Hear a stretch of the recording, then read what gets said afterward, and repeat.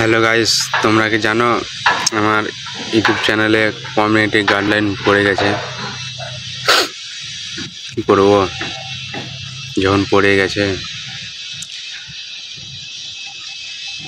বহুত কষ্ট লাগছে। নিজেকে 1.5 বছর 2 বছর ধরে একটা ইউটিউব চ্যানেল খুললাম, ওটা এখন চালাচ্ছি, এর মধ্যে কমিউনিটি গাইডলাইন পড়ে গেছে।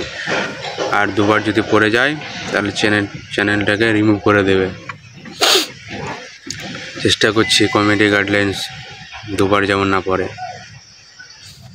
আর একটু সাপোর্ট করে দাও, তোমাদের জন্য ভিডিও বানাচ্ছি কমেডি।